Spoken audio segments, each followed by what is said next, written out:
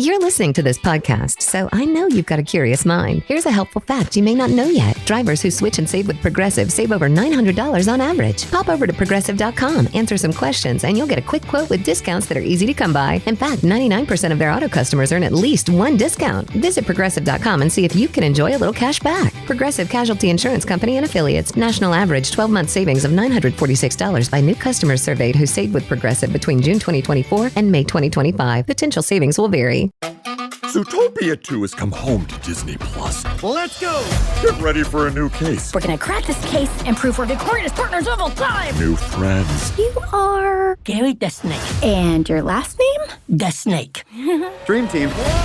New habitats. Zootopia has a secret reptile population. You can watch the record-breaking phenomenon at home. You're clearly working at Zootopia 2, now available on Disney Plus, rated PG. Pre-recorded from Joe's mom's basement. Welcome to another Greatest Hits episode of the Stacking Benjamin Show. I'm Griffin the intern, and I'm down here cleaning up while the guys take a break from the podcast this week. Before he left, Joe threw me a USB drive and told me to play an episode off of it. Who uses these USB drives anymore? I'm surprised Joe didn't give me a record to... What's this? It looks like the show I'm playing for you tomorrow is actually on a record. Wow. Well, on this USB drive, between photos of Nepal, meetups from all over the country, and some wild-looking toenail shots, I found an episode featuring the amazing Mel Robbins. Mel came by the basement to share one simple gesture to get moving and get out of your own way. If I were Joe, the motion I'd use would involve toenail clippers. You can't unsee that stuff. Remember that this episode with Mel aired originally in September of 2021, so you should ignore any discussion of current events. Enjoy! I'll be back tomorrow to share another Greatest Hits episode from this record. Where do I find a record player? Well, you listen to this and I'll figure out tomorrow's show. Finturn out. Happy Monday, OG. It's been a week, hasn't it? It has been. And now we got to start over. It has been the busiest week, but now back in the basement, ready to start another week. And we always start our weeks off this way on behalf of the men and women of Navy Federal Credit Union and the men and women working here on this podcast in the basement. A big shout out to those men and women serving our country. They had a rough week too, or a long week anyway. Thank you very much for your service. And let's all go stack some Benjamins together, shall we? Who's with me? All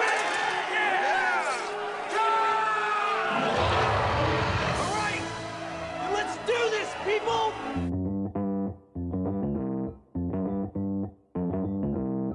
Live from Joe's mom's basement, it's the Stacking Benjamin Show.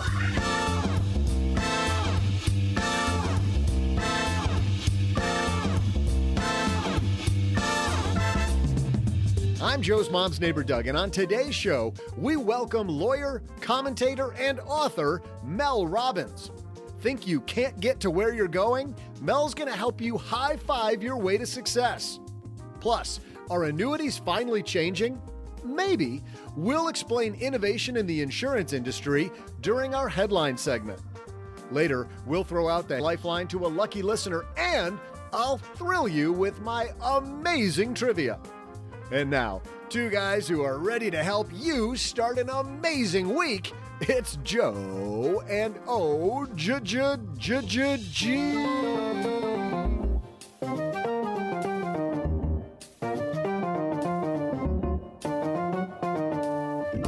Yes, we are. Hey, everybody, I am Joe Saul-Sehy, Average Joe Money on Twitter, and across the card table from me, it is the man, the myth, the legend, the OG.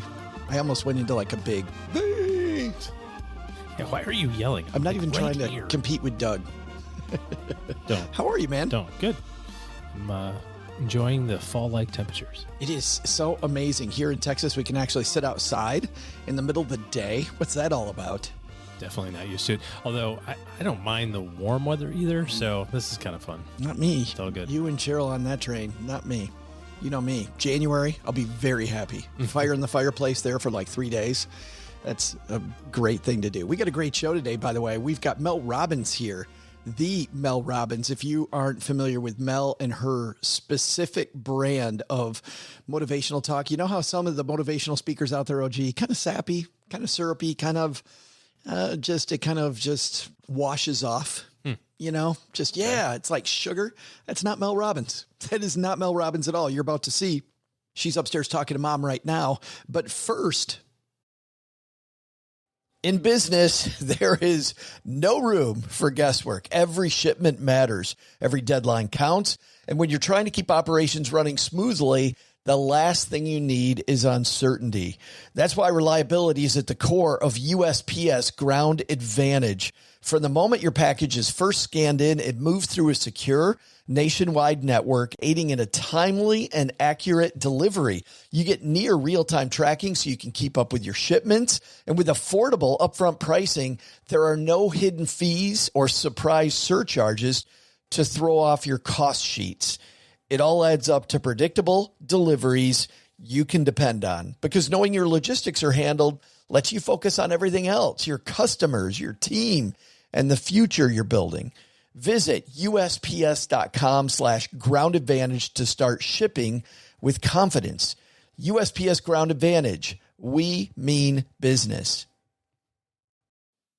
All right, we've got an incredible headline. Can't wait to dive into this topic, one that I know you're all looking forward to, annuities. So let's get this party started. Hello, darlings. And now it's time for your favorite part of the show, our Stacking Benjamin's headlines.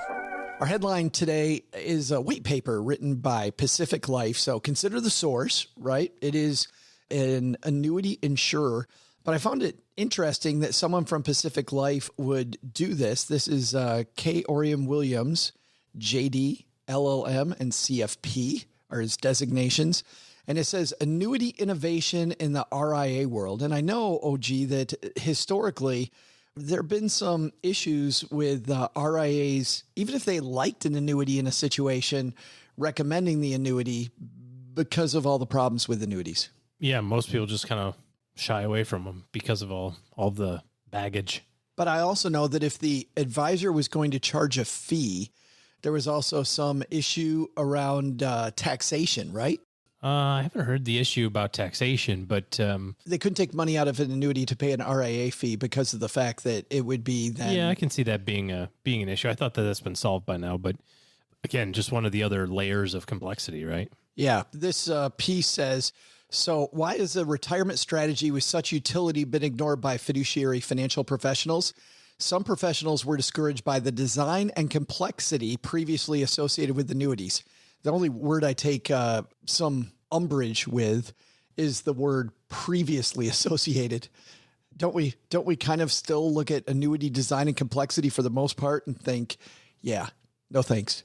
Yeah, it's still going on, of course. Incompatibility was another reason. Previously, annuities could not be integrated within the fiduciary business model. Mm-hmm. The inability to fairly compensate oneself without a potential conflict of interest was historically a deal breaker for fiduciary financial professionals. Traditional annuities, and here's where traditional variable annuities really get under a lot of people's skin, charged administrative fees, mortality and expense fees, fund fees, surrender fees, and fees for optional benefits like guaranteed income or death benefits. Cost average 3 to 4% before returns present a roadblock that fiduciary financial professionals just couldn't get past. Yeah, and then you compound it by saying a lot of those are in qualified plans, and the issues that lie with why have a qualified account inside of a qualified account and all that sort of nonsense. So yeah, if you've got a hurdle rate of 3 or 2 or 4% a year before you even make $1, it's pretty tough. That's a monster number to overcome. So it says, enter today's modern annuity. New fee-based annuities can save clients up to 80% in product costs when compared to traditional commission-based annuities. Okay. Stripping away some fees. Does that excite you? Sure. 80% off of 4% is still a percent left, but we're moving in the right direction. Yeah. And that's one of a few features. One thing I like about this piece is it actually talks about why people would use an annuity. And I want to walk through this because I feel like annuities as a product, and rightfully so with all those fees, get a really, really bad name. And I think that it's been justified that people say, don't use an annuity. And this piece says, though, like, what's the positive of annuity? Well, number one, provide guaranteed income strategies. Mm-hmm. Well, and that's what they were started with, right? If you go back to the beginning of it, before all the extra stuff that you're talking about, before the product fees and before the expense ratios for the sub accounts and before the guaranteed benefits and all that other sort of stuff were added as, bells and whistles, what an annuity is just a backwards life insurance policy. You put the money in, and now they guarantee that you're going to take out a certain amount every single year, every single month for the rest of your life, no matter how long you live. And so it's a really great longevity tool, absent inflation. The downside, even with that, is that as you start factoring in the inflation that can happen over one's lifetime, you can still run sideways on the long-term outcomes. But if you go back to a traditional annuity, the way it was built, and say, well, I've got this known expense and I can pay for it with this known stream of income, sometimes that is very helpful. I think for somebody who's really, really conservative, that would be just a, I was going to say a lifesaver, not really a lifesaver, but I think a lot of what we want to do during our retirement years is not worry. Mm-hmm. And I think if I know I got this guaranteed income stream with at least a part of this, I don't have to worry about that. And I can put that on the back shelf. You kind of create your own pension. I'm just super concerned about longevity and using it with respect to inflation and the impacts there. But I think if you also think of it as a tool that you don't have to use right away, and say, well, I don't have to turn it on when I'm 65. I can turn it on when I'm 82. And now the income number is going to be much higher because your likelihood of living, 30 years is pretty low at 80. So you get that return of capital much quicker. And you're at the time and place when inflation would take over, right? You're 20 years into retirement. That's kind of when you're going to start feeling the effects of it. Second reason it says people may use annuities, de-risk portfolios by incorporating advisory indexed annuities as a bond or fixed income complement. So instead of using a bond or a fixed income piece, put an annuity in there instead. Well, right now, fixed annuities or index annuities, which are different things, have a much higher rate of return from an interest standpoint than your traditional stable value fund. Your cash the 10-year treasury is at 1 and something percent right now. So if you can go get 2 or 3 in a product that's guaranteed to produce that, that's a fixed income type thing. Which is interesting because I've always heard when we talk about indexed annuities, the letters we always get from people are around, hey, this advisor says that I can participate in the S&P 500, but not take any of the risk. This isn't saying to use it that way. This is saying, hey, use an S&P 500 indexed annuity, but use it as a bond instead. Well, and that's just how the mechanism of it actually works. It makes a bunch more sense to me, though, this way than it does the other way. Well, yeah, it doesn't make any sense the other way. No. The math works out to make it turn into a fixed income type product. It says lower taxable income for high earning clients. This is written for advisors by relocating tax inefficient mutual funds into mirrored tax deferred sub-accounts. Barf. Yeah, no, thank you. Defer and potentially reduce high taxes within irrevocable trusts. Would you go right to a life insurance policy? Yeah, I don't know that. I don't know that I've ever heard of anybody using an annuity in a irrevocable trust, but well, you could. Stretch provisions have been taken away. We're getting a little nerdy now, guys. This is definitely inside baseball for financial planners, but allow beneficiaries to control their inheritances through non-qualified stretch provision. I never thought about the fact that if you have an annuity, you could do what you used to be able to do with the stretch IRA rules. Mm-hmm. Just do it on your own. Yeah, but I still think the vast majority of annuity money is qualified. So, you're talking about some small percentage at this point. Do you think annuities are turning the corner? That with these lower fee annuities out there, stripping away all this BS, and now we're getting the fees on some of these under 1%, that maybe we see a cost value benefit that makes sense for some people, or no?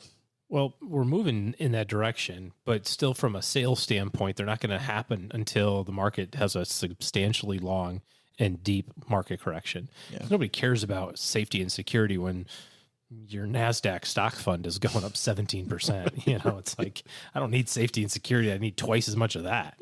So they'll have their resurgence again. Sadly, I think that, it'll be focused on the wrong people at the wrong time and with the wrong product. We've been on record to say that it's not annuities that are bad. It's the application of them that are bad. So if you have a defined need that has a specific time period and a certain dollar amount associated with it, it can be a tool that that you can use, but you got to be careful of all those other bells and whistles, which is why it makes it so much more complex, which is why people just say, I'm just going to put it in a mutual fund. Yep. Stay away. Yeah. Well-deserved reputation for not, for way too complex, way too many fees. Hey, it's time for our TikTok Minute OG. This is the segment of the show where we either A, share a TikTok video that's inspirational and maybe motivational, or we share one that is maybe not great information. Which one do you think we have today for everybody? Definitely inspirational. Well, let's see. The cool thing about this, it starts off well with our friend Rachel Richards, who we just saw again at FinCon in Austin. Rachel has a monster TikTok following, and 35,000 people saw this one. You'll see it in our show guide as well, but you're actually going to hear it right now. Rachel, take it away. Things that wealthy people know that the average person doesn't, part 1.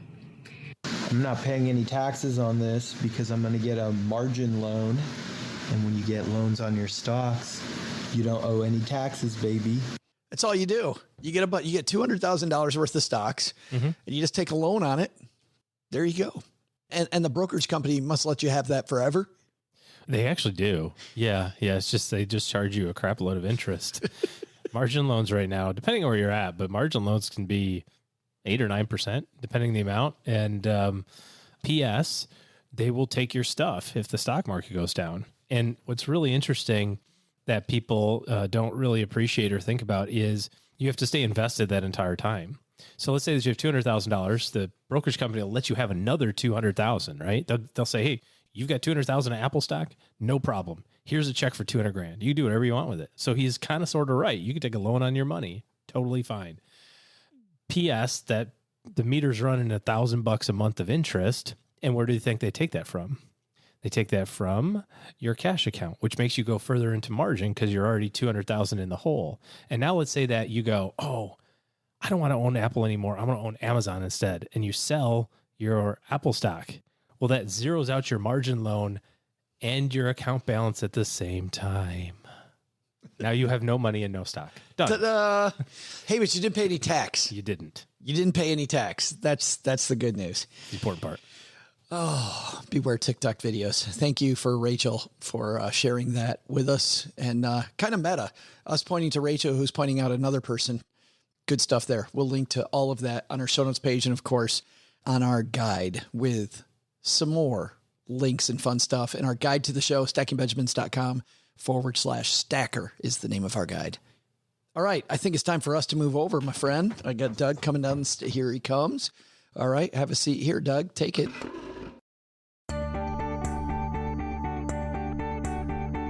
Hey there, Stackers. I'm Joe's mom's neighbor, Doug, and welcome to the best part of this podcast, my trivia. Settle in, massage your temples for a moment, and prepare to have your brain blown. Ready? Here we go. What is the definition of compound interest? Can you define it? We'll see as soon as I check out Joe's mom's definition.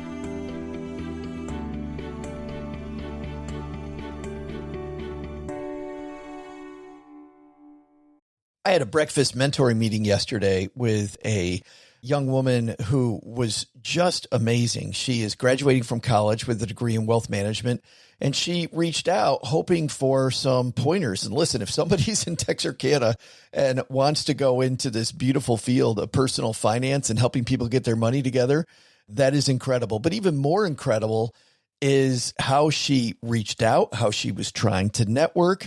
And I was having a discussion that finding the right person and avoiding the wrong person for a role, that's what can make or break an organization. And we just don't see that many qualified people. So how do you find them? Well, Indeed sponsored jobs is a boost whenever you need to find quality talent. If you're hiring, Indeed is all you need. You can stop struggling to get your job post even seen on other sites. You'll match with quality candidates with Indeed's sponsored jobs. Get matched with and hire quality candidates who can drive the results you need. Reach candidates who meet your specific criteria like skills, certifications, or location. It drives me crazy when I'm matched with all kinds of people who aren't a fit. I don't have that kind of time. People are finding quality hires on Indeed right now. In the minute I've been talking to you, companies like yours made 27 hires on Indeed, according to Indeed data worldwide. Sponsored jobs posted directly on Indeed are 95% more likely to report a hire than non-sponsored jobs. Spend less time searching and more time actually interviewing candidates who check all the boxes. Less stress, less time, more results. When you need the right person to cut through the chaos, this is a job for Indeed sponsored job. And here's what's cool, Stackers. You're going to get $75 in sponsored job credit to help get your job the premium status it deserves at Indeed.com/podcast. Just go to Indeed.com/podcast right now and support Stacking Benjamins by saying you heard about Indeed right here at Stacking Benjamins. Indeed.com/podcast. Terms and conditions apply. Hiring, do it the right way with Indeed. You're listening to this podcast, so I know you've got a curious mind. Here's a helpful fact you may not know yet. Drivers who switch and save with Progressive save over $900 on average. Pop over to Progressive.com, answer some questions, and you'll get a quick quote with discounts that are easy to come by. In fact, 99% of their auto customers earn at least one discount. Visit Progressive.com and see if you can enjoy a little cash back. Progressive Casualty Insurance Company and Affiliates. National average 12-month savings of $946 by new customers surveyed who saved with Progressive between June 2024 and May 2025. Potential savings will vary.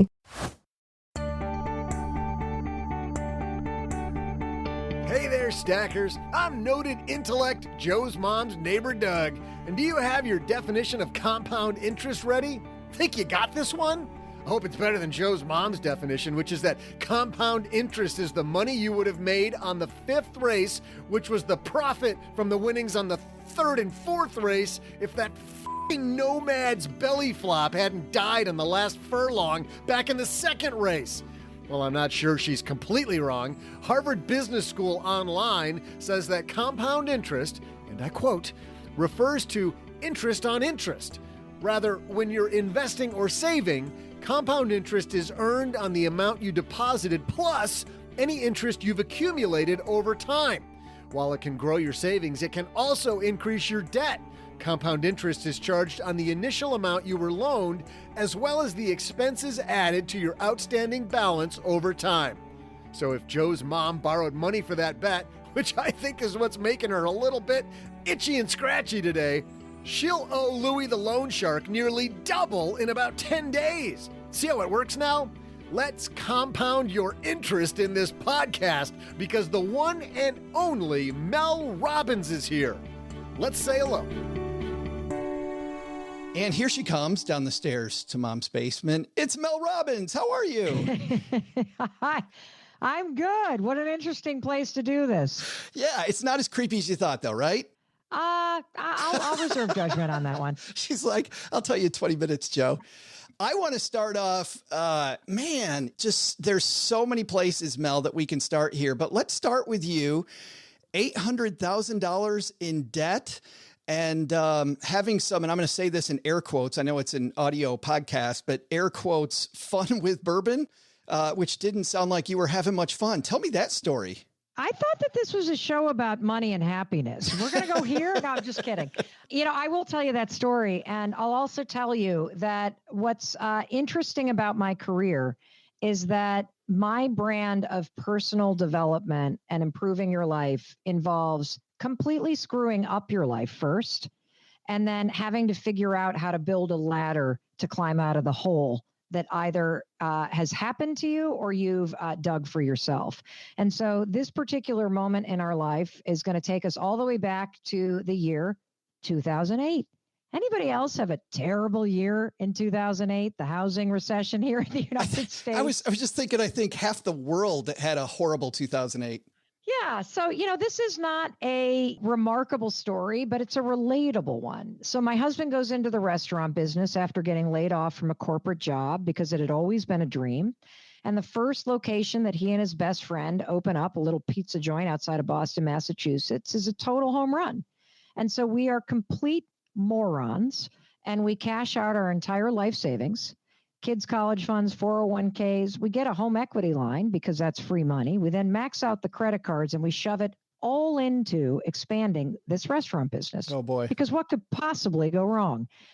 And 2008 hits. And one of the things that we've since learned is that 1 out of every 4 locations in a restaurant business will fail when you're first expanding.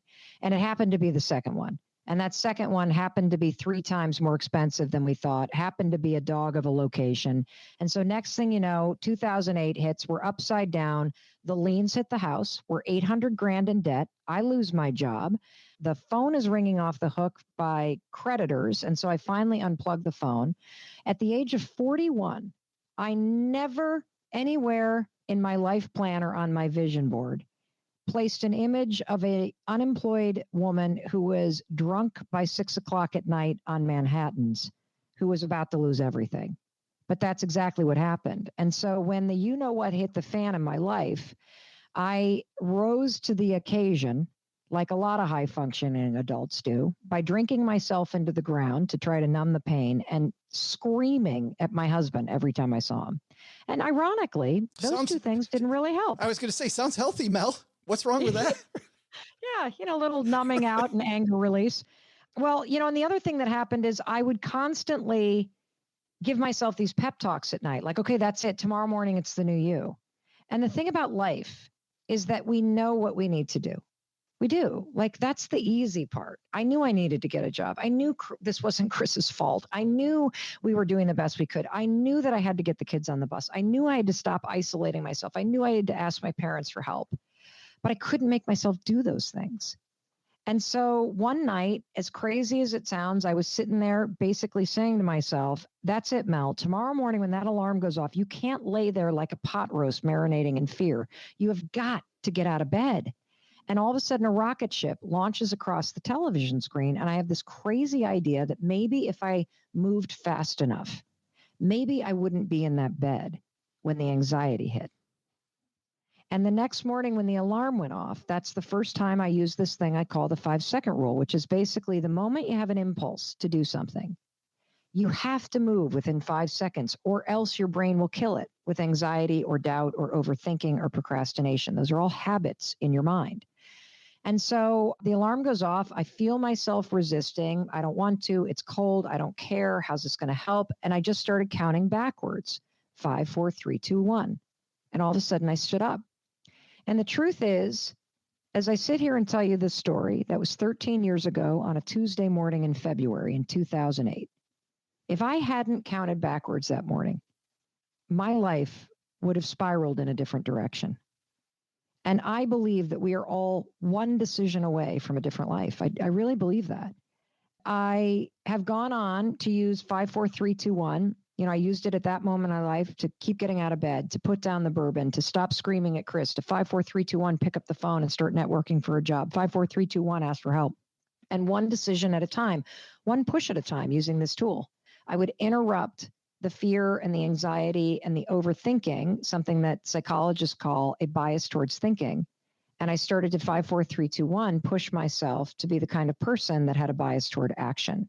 Because you can't think your way to something new. You got to act your way there. And so it was a little brain hack that I then shared on a stage in 2011. That little talk went viral and the rest is history. It's gone on to change millions of people's lives. It's been validated by incredible science. And I think one of the things that I'm the most proud of is we have veterans organizations using this 5, 4, 3, 2, 1 to interrupt patterns associated with trauma and help vets reprogram the triggers associated with PTSD. We have pediatricians using it to help kids with OCD and anxiety. And we know of more than 111 people who have stopped themselves from attempting suicide by counting backwards 5, 4, 3, 2, 1 and asking for help.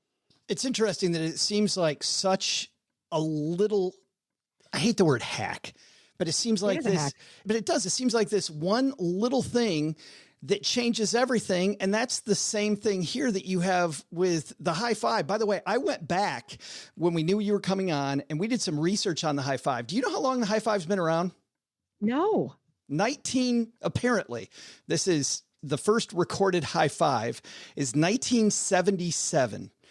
And it was doesn't it seem like it should have been around like, yes. Like Ben Franklin's high five and, all the other fathers of the country and everybody when, we're winning the revolution or what? Nope, none of that. 1977, a baseball game between the Los Angeles Dodgers and the Houston Astros. Dodgers outfielder Dusty Baker now a very successful baseball manager as well. High-fived his teammate Glenn Burke, became a thing, and now it's led to this super book. So, wow. But what's interesting? That's so cool. Thank you for sharing that with me. I had no idea. Yeah, I didn't. Well, I just wondered. I'm like, how long has this been around? Because you talk so much about the science of the high five, because like a lot of people, when I start reading, okay, it's as easy, whatever, a high five. And then you go through the science of it. Holy crap, Mel. You talk about how with NBA teams, there's a correlation between high fives and winning. Yes, this is bananas. So they did this study about high fives in the NBA, and you can figure out who is going to be in the championship rounds at the end of the season by examining one set of behavior in the preseason. It's the teams that have the most number of back pats, fist bumps, and high fives that go on to win. And also, it's the teams with the least number of pats on the back and high fives and fist bumps in the preseason that tend to be in the bottom. And the answer, the question is why? Well, the reason why is because a high five is more than a gesture. It communicates trust and partnership. Like when you think about a high five and somebody raises their hand, you never raise your hand to high five somebody and be like, you suck. That's not what the gesture means. The gesture communicates, I got you, I trust you, we're in this together, you can do this. If a teammate blows a free throw and you high five them after it, it's like, shake it off, you got this. It's all about encouragement, support, momentum, celebration, which, by the way, also validated by research, is the single most motivating force on the planet, particularly when you're facing a challenge. Which is, it's so amazing to me though, how you stumbled on this. Luckily, Mel, it didn't take $800,000 of debt and a bunch of Manhattans to get this one. No, it only took a pandemic. Now, this is not a pandemic book, by the way, but the origin story is about 3 weeks into the pandemic, when at this moment in my life in kind of April of 2020, I have had my daytime talk show canceled, so I've been fired from my dream job. I have had a book contract canceled, not the high five book. I wasn't even working on it then. I was trying to write another book. My publisher cancels that contract because I was a year late in distributing the manuscript. And by the way, they then wanted money back that I had already spent. The PPP loans were not a thing yet. And so I'm now thinking, how the hell am I going to make payroll?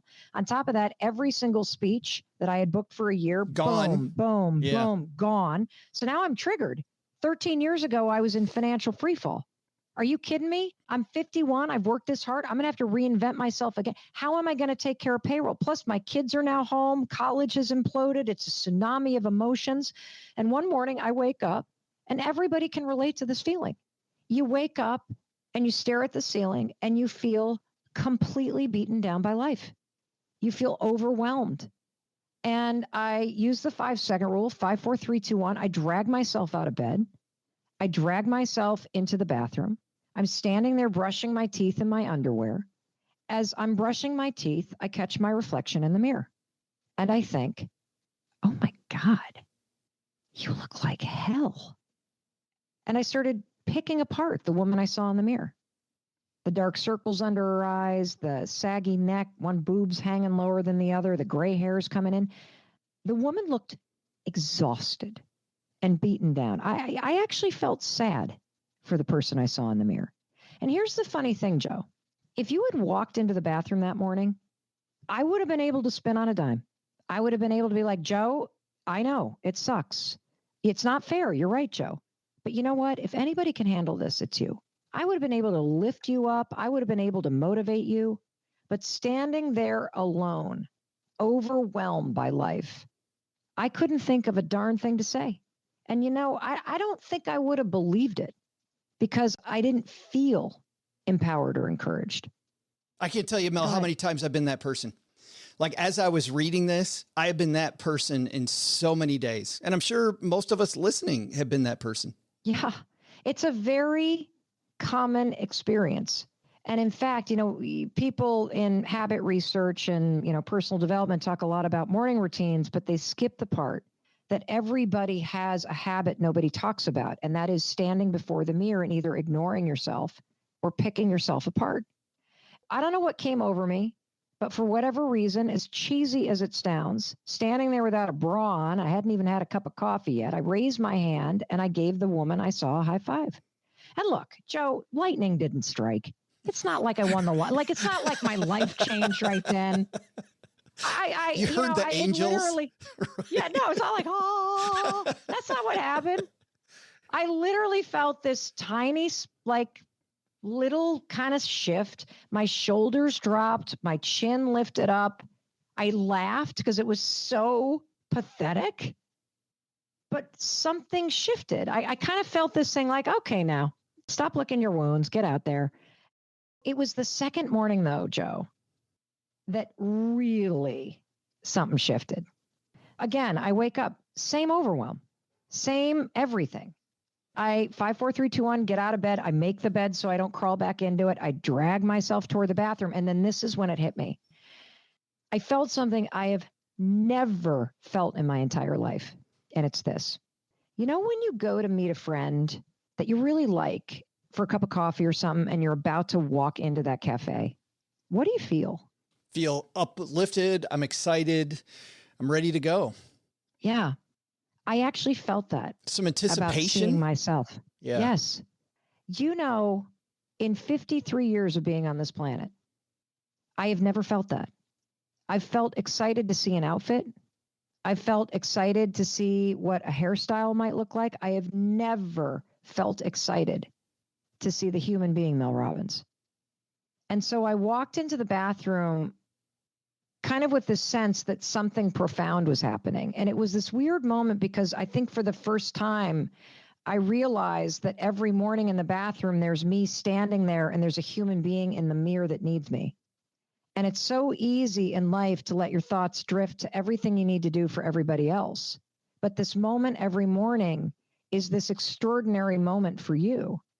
Recent research from Harvard shows that simply taking less than a minute to reflect and set an intention about how you're going to show up today as a leader, it changes your focus, it changes your productivity, it changes how you show up, which changes how you impact people.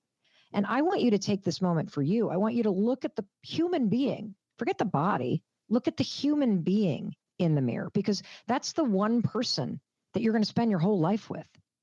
And you've been ignoring and criticizing them. And I want you to simply ask yourself, how can I show up for that person? And then when you raise your hand to high five yourself, a couple things are going to happen. You need to do this 5 days in a row, because first things first, it's going to feel weird. And you've had Charles Duhigg on the show, so you know everything about habits, and you know that your brain resists any habit loop that's new, and you got to break a habit loop and replace it. It's going to feel weird because just like it feels weird to write with your left hand if you're a righty, it's new. Your brain's just going to be like, oh, this is weird. I've never done this. Then one of two things are going to happen. And this is based on loads of research that we've done in the last year now that it's kind of going viral. And we've talked to the world's leading experts on behavior change and neuroscience about this. People either do it and immediately have a burst of laughter or tears because they can't believe how long it's been since they've actually seen and celebrated themselves, or they feel tremendous resistance. And you're more likely to feel resistance, and the reason why is so sad. So the reason why most people feel a resistance to doing this, you're going to scoff, you're going to roll your eyes, you're going to think this is stupid, is because every morning when you stand before yourself, you drag your entire past with you. Every regret, everything that you've done that you forgive me or Joe for, but you can't forgive yourself, you stand in judgment and say, this is evidence that I don't deserve a high five. My husband, when the restaurant business failed, it literally took almost 6 years for him to look in the mirror, Joe. I was just thinking, and see somebody worth celebrating. Yeah, not saying I'm a failure every morning, I think would be very difficult after that. Yes. And he did for a long time. And by the way, if it's something that you didn't screw up, but you've experienced trauma or abuse or heartbreak or whatever, a lot of people drag that in and see somebody that's damaged or that's abused or that's unlovable or that's unworthy because of what's been done to you. And I'm sitting here telling you that if you can drag yourself out of bed, despite everything that's happened in your life, that's been done to you, that you've done, that you can't forgive yourself for, and you can stand in front of that mirror and you're still breathing and you're still trying hard to show up a little bit better You deserve a high five and you need it. And here's the cool part. The coolest part is that your mind, body, and nervous system are actually wired to have this work for you. And I want to explain this because this is the coolest part. You can stand in front of the mirror and see a failure. But when you go to raise your hand and high five yourself and you feel that resistance, all of a sudden the resistance will go quiet because your brain will not allow you to think anything but positive thoughts when you actually high five. See, when you have either received a high five, Joe, or you've given one, what does it communicate? Happiness, success, achievement. I'm good. I'm good with you. Yeah. Yeah. And it also, like if you think about spectators in a marathon, they don't stand with their arms crossed at mile 8 and go, yeah, you're not at the finish line. Screw you. Your last mile was really low. I'm not high-fiving you right now. I love, by the way, Mel, this story that you told about the New York Marathon, about how it's the fans and everybody I know. I'm getting ready to run a half marathon this weekend. Everybody I know that's done these long runs, it's those high fives and those fans all the way through that propel you to actually finish. You know what? You talk about how to live a rich life. You talk about earn, save, invest. You have to invest in yourself every morning. You don't have to earn encouragement and support. You just have to show up and give it to yourself because your life is long. It's a marathon, and it's going to be a hell of a lot easier to run it if step by step every single day you show up in the mirror and you high five the person that you see. And what happens if you show up like my husband would for years and say that restaurant business failed, so I'm a failure. When you start to high five yourself, a couple things happen. The high five recognizes it's been hard. I see you. You're struggling at this mile of the race. I get it. But it also says, keep going. You deserve the support. You're trying to do harder.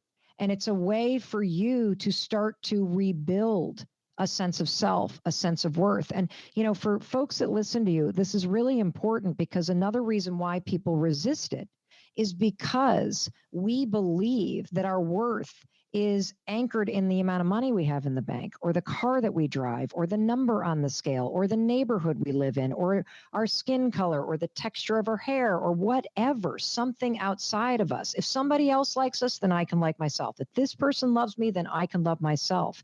It's the reverse.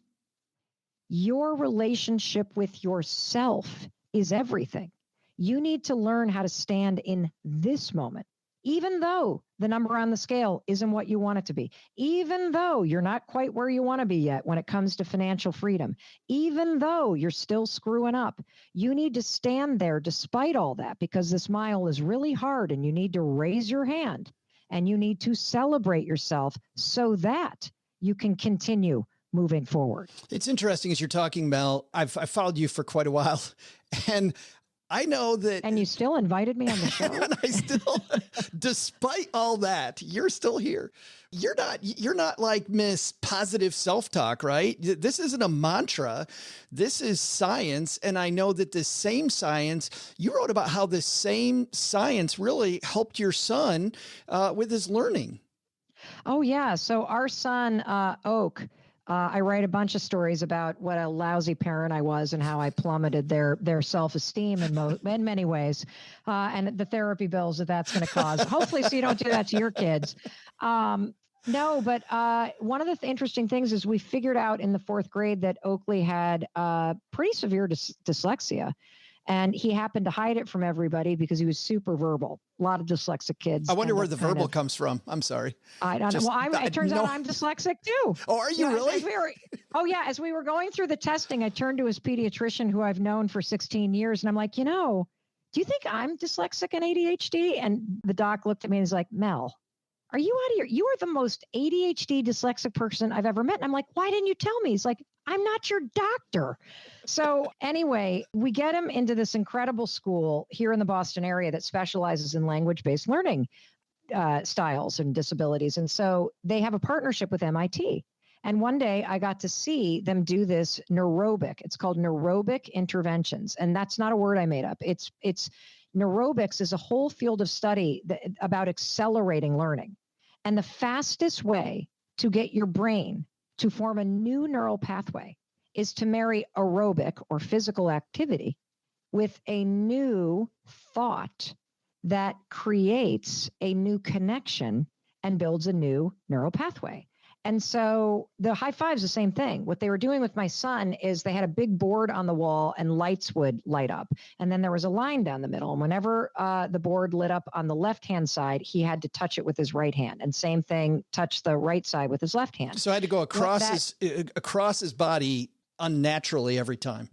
Correct. Yeah. Because with dyslexia, it's the neural pathways connecting across the brain that need to be stimulated to grow. Okay. And so that neurobic activity of the raised hand gesture combined with a thought, okay, over there, was what was forging it. You're doing the same thing. When you raise your hand to yourself, your brain recognizes the gesture from a lifetime of doing it. And it applies the positive programming that's already in your brain to the gesture itself. Like, it's absolutely bananas. I want to read you something because as I was writing this book, I got a text from one of our daughters who's a 21-year-old college student. She's at the Music Conservatory at University of Southern California. And I think that this really encapsulates the profound power of what we're talking about. So she writes to me, Mom, are you getting excited about your book? By the way, I've been high-fiving myself in the mirror. And I said, oh my gosh, how's it working?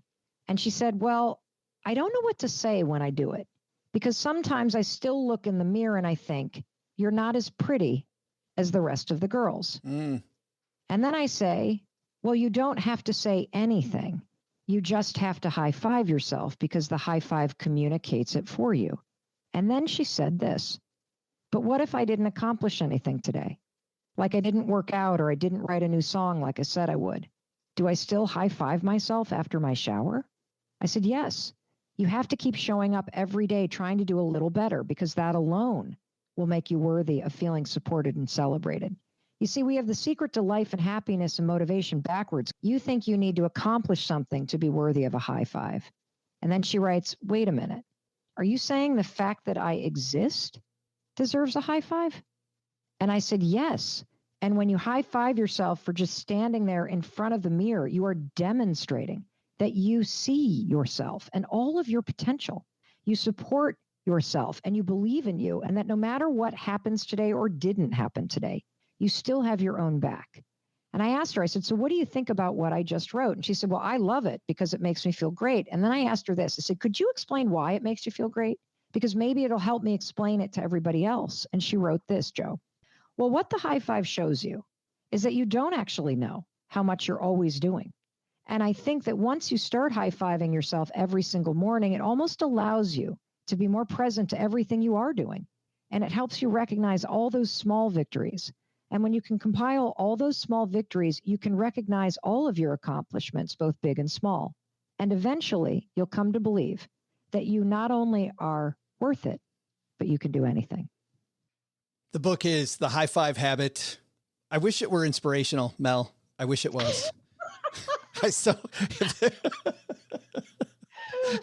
awesome. I've got goosebumps. I'm sitting here. Holy cow. Hey, next time you're on, you were nice enough to give us some other questions and I'm out of time, but I really want to ask you, ask you about your dead father-in-law convincing you to move. At some point, Mel, we got to hear that story.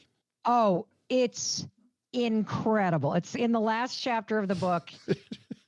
It's incredible. Basically, do you want me to give you the short version? Yeah, give us the, I kind of don't. I kind of want the full thing, but yes, short version for today. So our dyslexic son, I made the mistake of saying, because school has been such a chafe, you can choose to go to high school anywhere. I never expected him to say, I want to go to Southern Vermont where my grandparents live. And I'm like, okay, anywhere but there. You realize we live in Boston and I have a talk show in New York. And this was before the pandemic, of course, Joe. And we fought and we fought and we fought and we fought. And finally, Chris and our son were like, okay, fine, I won't do it. And so about a month goes by. He starts looking at schools in Boston and we're still filming the talk show. It was in January of 2020. And they book a psychic medium on the show. And the long and the short of it is her readings were jaw-dropping. And at the end of the show, she looks at me. And by the way, I had not told a soul about the fact that he wanted to go to high school at this public school in Vermont. I had not told a soul that we were fighting about it.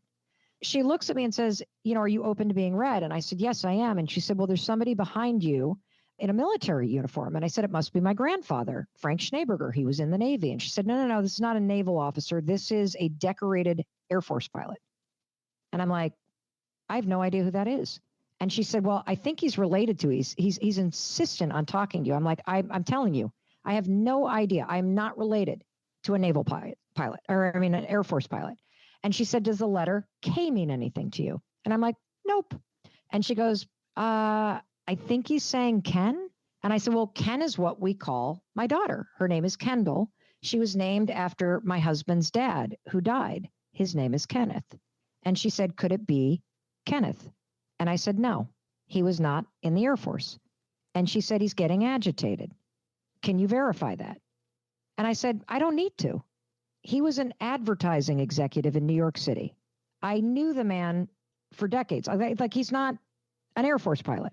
Meanwhile, they're getting my husband on the phone in the control room. And inside that little microphone they stick in the ear, I hear the control room say, Mel, we have Chris on the phone. Turns out your father-in-law was in the Air Force Reserves in college. It had always been his dream to be an Air Force pilot. And during the exam for the pilot's test, they found out he was colorblind and he couldn't be one. This is a fact you cannot Google, and it is something I never knew. So now my arms are like, my hair's on, like my dead father-in-law is in the studio. Mine are here. I believe in this stuff. Mine are listening to it, by the way. I'm sure. And so he then says, she says, I don't know what this means, but he's come here because, he's got a lot of grandkids, I guess. I'm like, yep. And he's like, and I guess your son is the youngest? And I'm like, yeah. And then she goes, and he's been watching him. He's a really special kid. And I'm like, he is. And he said, he's come here. And she goes, I don't know what this means, but there's something about a school. I don't know if there's like a nickname or something about his friends at a school that you don't, whatever it is about this school, you don't like it. This is so creepy. He has come here to tell you that you have to trust your son on this one.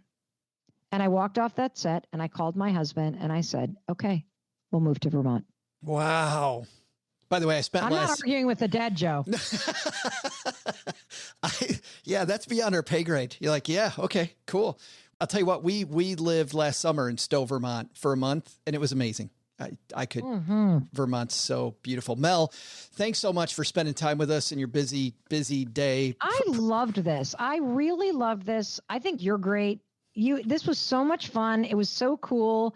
I also really got a lot out of it because of what you brought to it. So thank you. Well, thanks. High five for you for being you. High five, babe. Thanks a ton.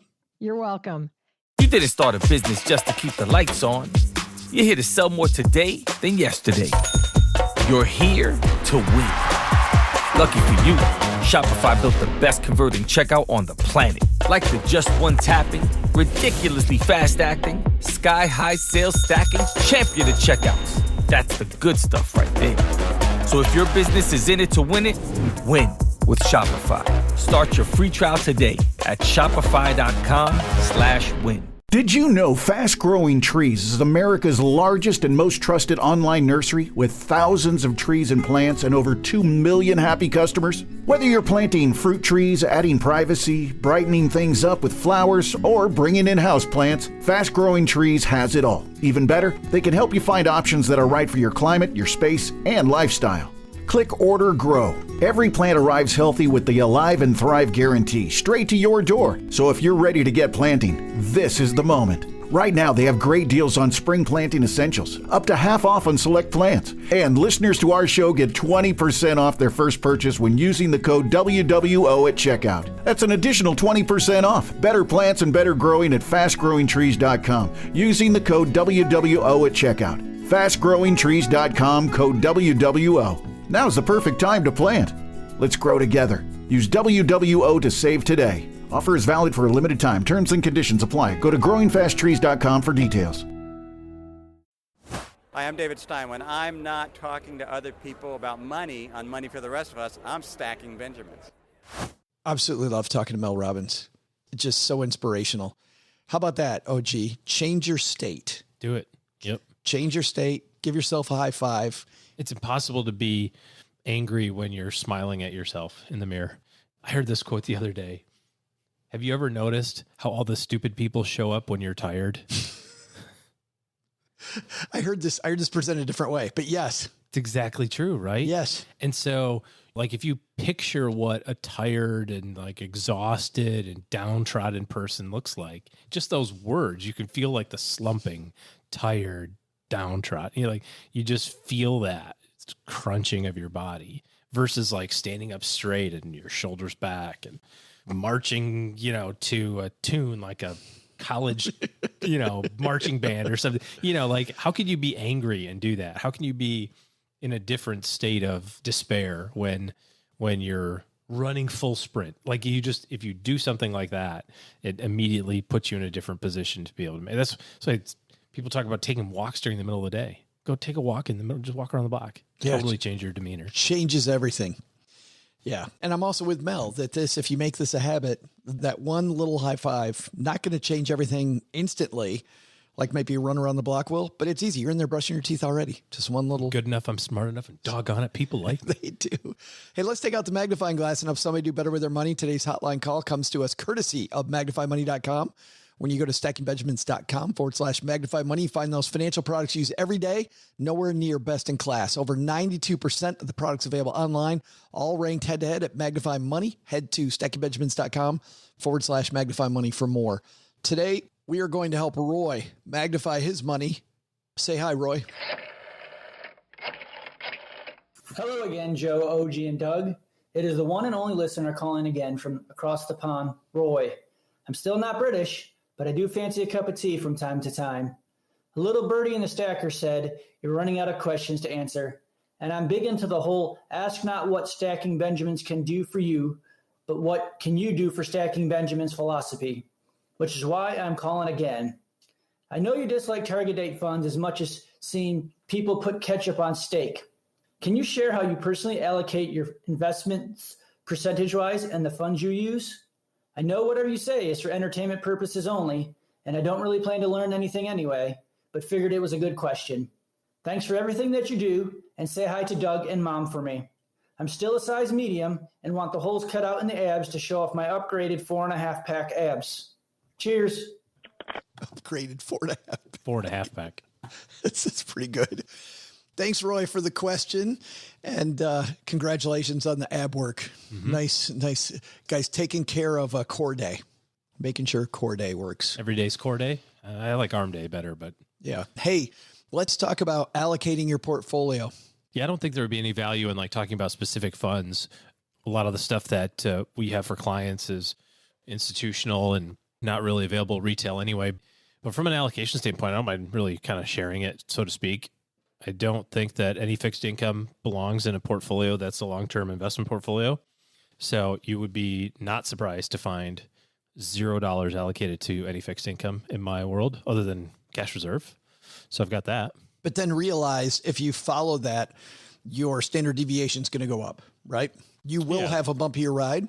Yeah. So you should expect that. Yeah, there's going to be a lot more ups and downs. There's going to be a lot more variability in the day-to-day and week-to-week.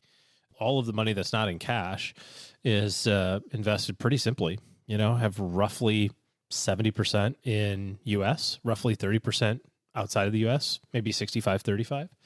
And then within there, I'll also break it down between big companies and small companies, and also do that on the international side. And then in the international side, we'll also add emerging markets. That's kind of the equity portfolio. We have rental real estate. So that's kind of a component to the kind of net worth as well. And the biggest part of my overall net worth, so to speak, is the value of my crypto. business. Oh, no. Yeah, No. Crypto. Well, I mean, we have some of that too. I bought $500 worth of Shibubu or Shibaba or whatever the latest one was. Bow. Chicka bow wow. Chicka bow. Yeah, I don't know. All I know is that I have 58 million of them. Wow. And I just need those bastards to go up to $1 a share. And then when you call my phone number, all you'll hear is, do. We're sorry. The number you've called is disconnected. There is no longer in service. He is gone. Please check the number. Try again later. Absolutely gone. Some people like to play the ponies like Mom.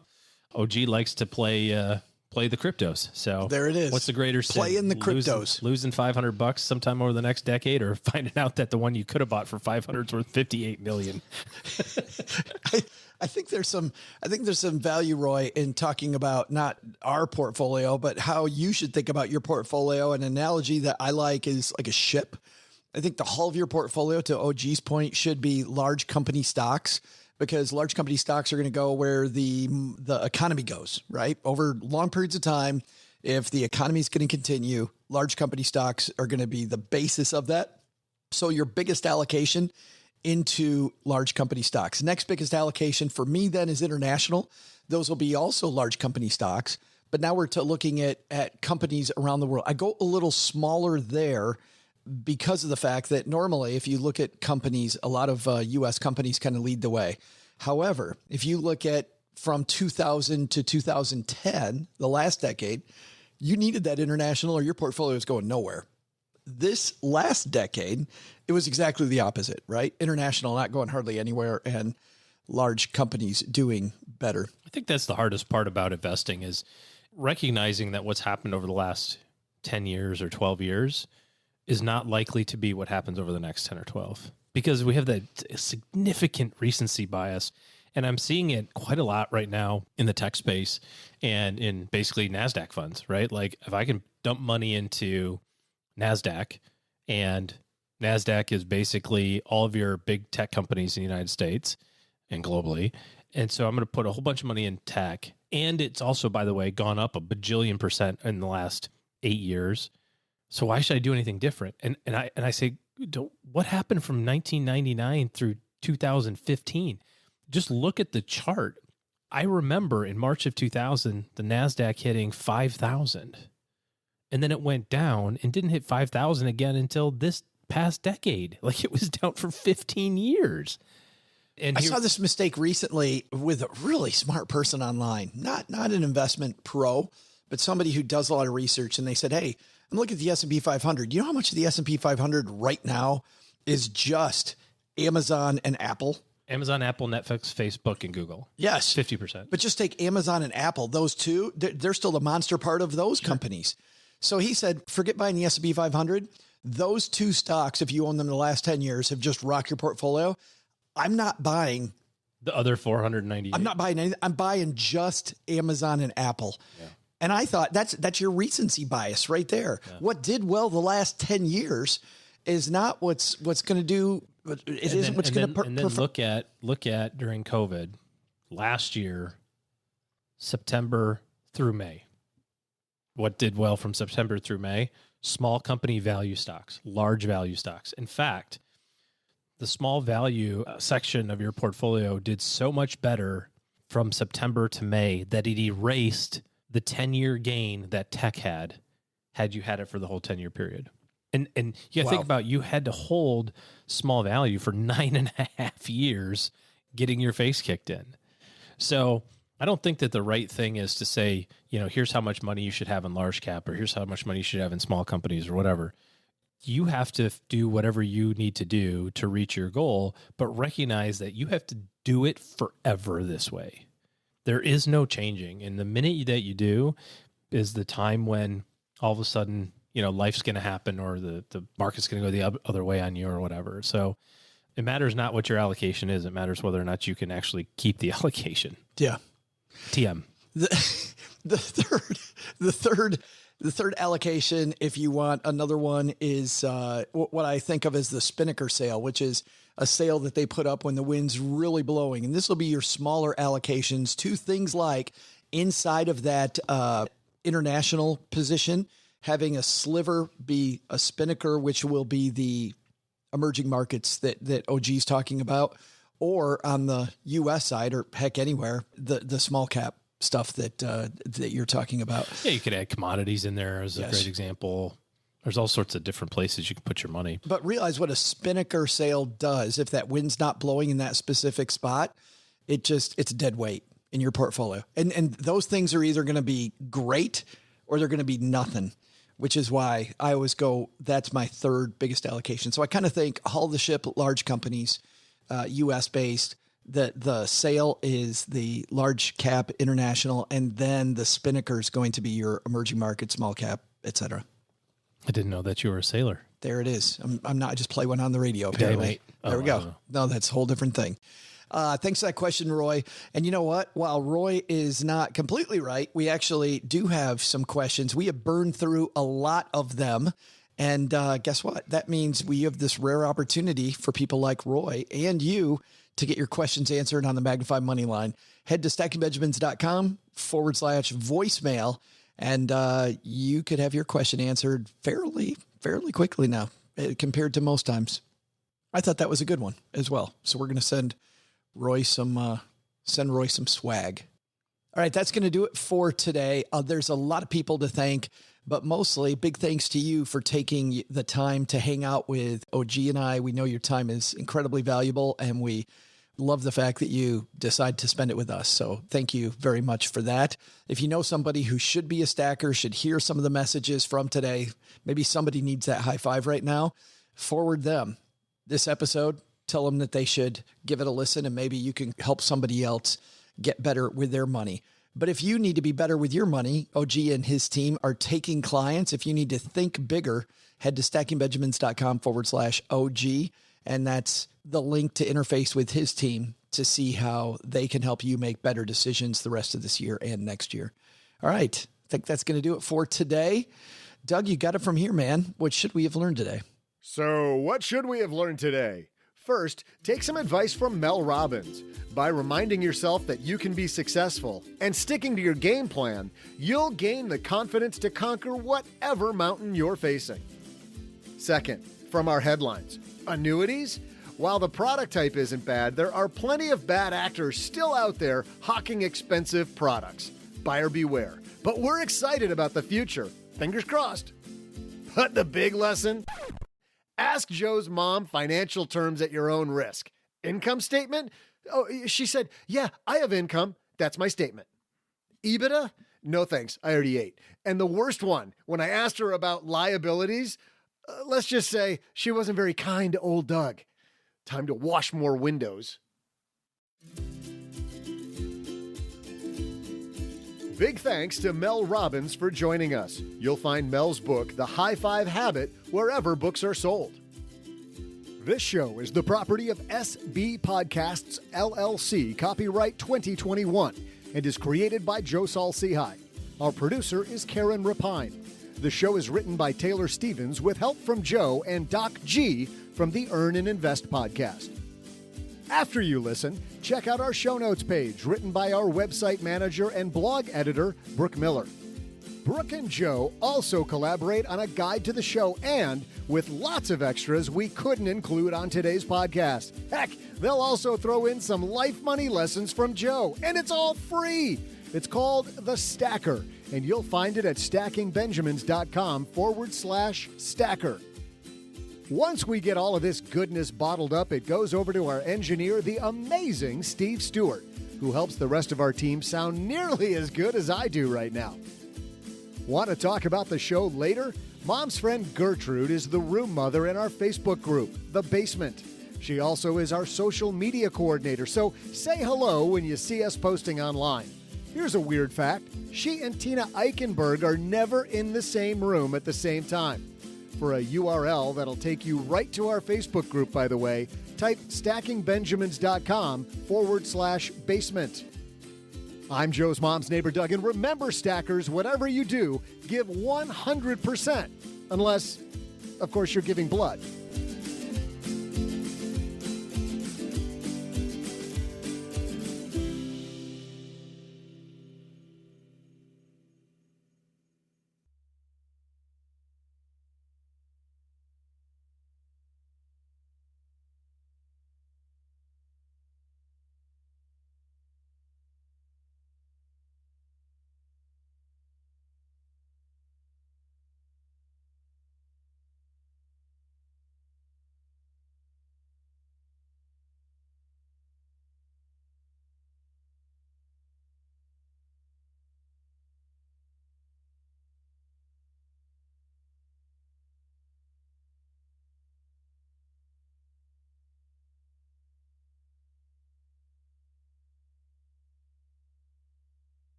right, I think we got to pull the cover back.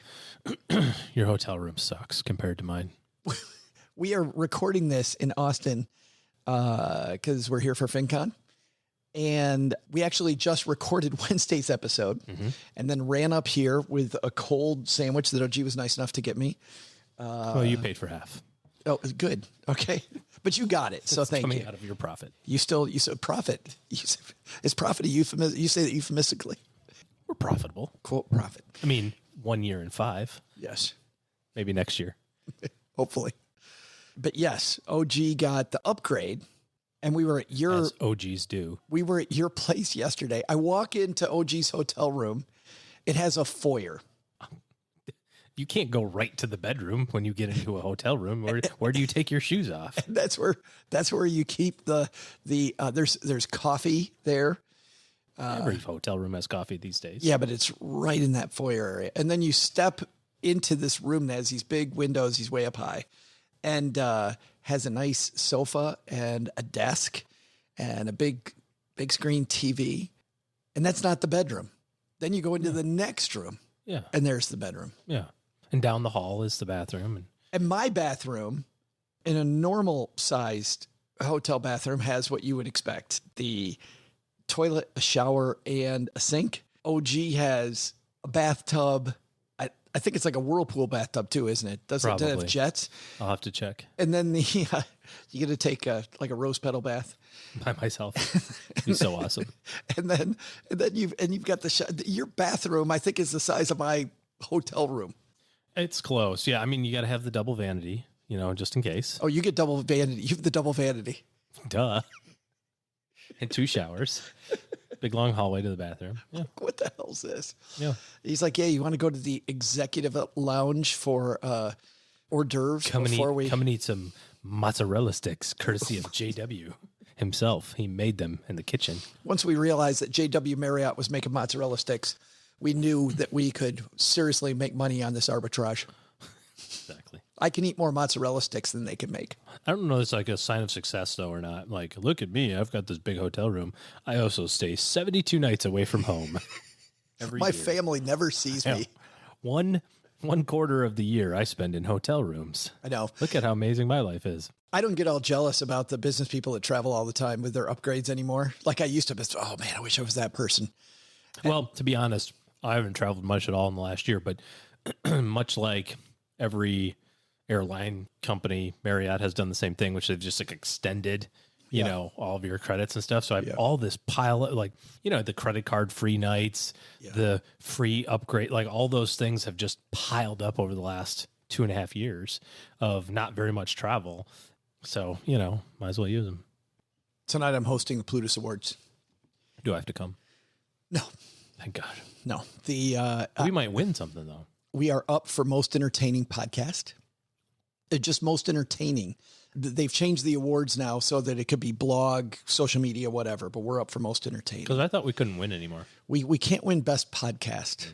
We are ineligible because we've won it. If we do win, can I have the trophy? You're only supposed to win it once. We won it twice. Obviously. Anyway, you didn't answer my question. Can you have the trophy? Yeah. Yeah. You have the other ones. Yeah. I owe you a trophy, by the way. I do have a trophy of yours at my house. It's been at my house for like 4 years. It was for best multi-host podcast. They had it for 1 year and we won it. And did you get 2 trophies? I did. I got 2 trophies. You're such an ass. It's been sitting in my house for like 4 years. This whole time, I never have any recognition whatsoever. All I want is a participation trophy, and you've been holding it back for damn near half a decade. It looks like you've seen them. They look like a participation trophy. Well, I mean, but I mostly want the money. It looks like money. The prize money. It looks like we finished 3rd place in U8 soccer.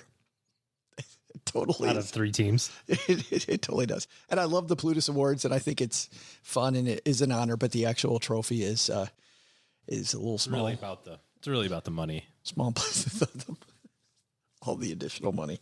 Yeah, it's good. So I've got a hazmat suit over there. I can talk about this freely here because they're over by the time people hear this. I'm coming out in a hazmat suit, asking if it's safe for us to come out.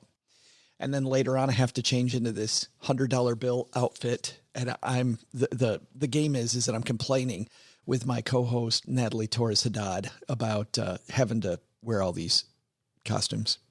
So what I'm doing is I'm channeling my inner OG, and I'm just going to bitch about everything the entire. I don't complain about anything night. ever. You're complaining about me complaining. Well, true. I'm ready to go home, though. Let's do it.